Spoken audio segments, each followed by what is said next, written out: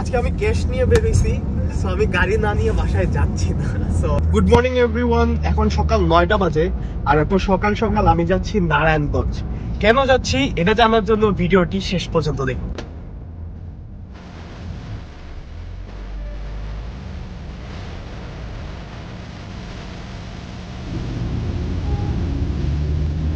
যাওয়ার পরে আমরা ছোট্ট খাট্ট একটা নাস্তা করার ব্রেক নিলাম। ব্রেকফাস্টের পর আবার রওনা হয়ে গেলাম অ্যান্ড আমরা আমাদের গন্তব্যস্থানে পৌঁছায় যাওয়ার পর ওনাদের অফিসে গেলাম, ওনাদের রিপ্রেজেন্টেটিভের সাথে কথা বললাম। শকিং নিউজ, আমরা এত দূর এসে ফেরত চলে যাচ্ছি।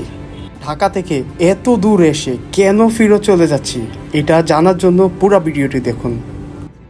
আচ্ছা, পুরাতন গাড়ি কেনার ক্ষেত্রে কি কি ব্যাপার মাথায় রাখতে হবে, আর আমাদের নারায়ণগঞ্জের ডিলটা কি হলো একটু যদি শেয়ার করতেন।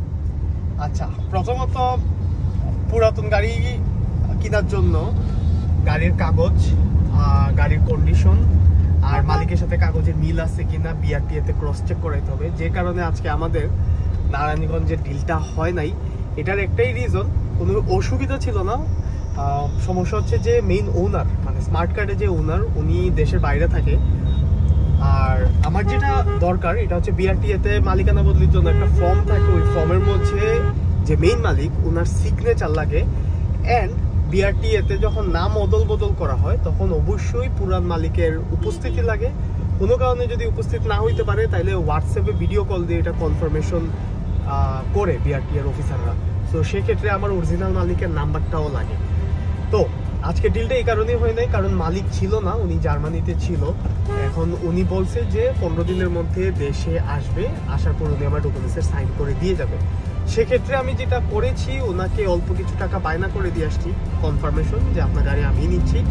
মেন ওনার যখন দেশে চলে আসবে আমি ডকুমেন্টস অলরেডি ওনাকে দিয়ে আসছি বিআরটিএ থেকে নিয়ে, উনি এগুলাতে সাইন করে রেখে দিবে। তারপর উনি আসার পর আমি ওনার কাছ থেকে ডকুমেন্টসগুলো হ্যান্ড ওভার করে নিব, ওনাকে আমি ক্যাশগুলো দিয়ে দিব, তারপর আমি আমার গাড়ি ওনার কাছ থেকে নিয়ে আসবো।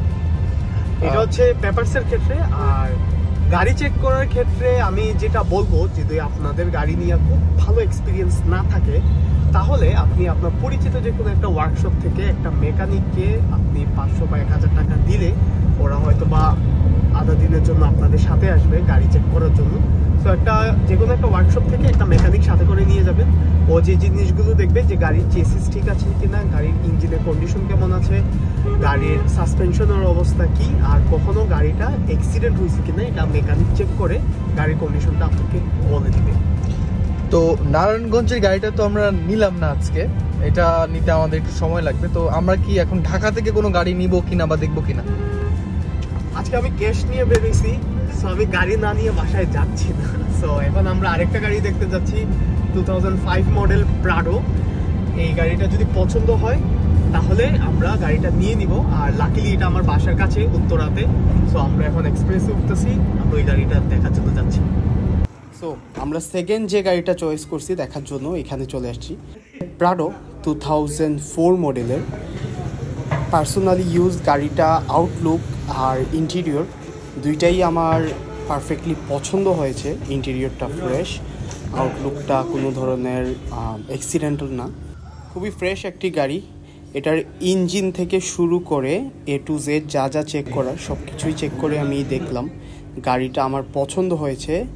অ্যান্ড গাড়ির সাউন্ড থেকে শুরু করে এসি পারফরমেন্স, ইন্টেরিয়র এক্সটেরিয়র সবই পারফেক্ট। অ্যান্ড সব থেকে বেটার যেটা হচ্ছে এটাতে স্মার্ট কার্ড আছে। অ্যান্ড যে মেইন ওনার উনি আমার পাশেই বসা, ওনার নামেই স্মার্ট কার্ড অ্যান্ড এভরিথিং।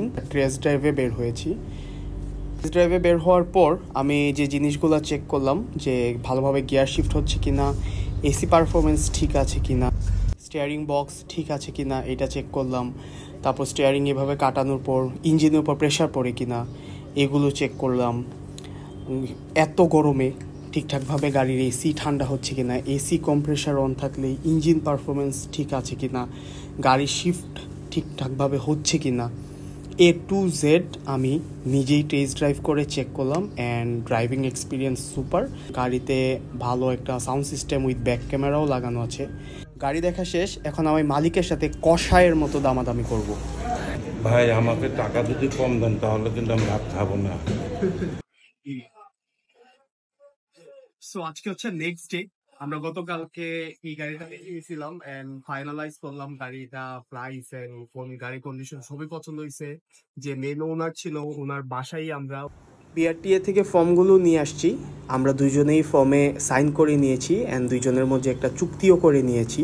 তারপর আমরা ব্র্যাক ব্যাংকে যে অনলাইনে ট্রানজ্যাকশনটা করেছি, যেন করে একটি প্রুফ থাকে যে আমি ওনার গাড়ির টাকা সম্পূর্ণটা ওনাকে বুঝিয়ে দিয়েছি। সো মাত্র ব্র্যাক ব্যাংক থেকে বের হয়েছি আরটিজিএস করে। উনি হচ্ছে গাড়ির ওনার, এই যে পাঞ্জাবি পরা। Done with buying. এখন গাড়িটা আমি নিব ওয়ার্কশপে, টুকিটাকি যা কাজ আছে সব করায়া জাস্ট ড্রাইভ।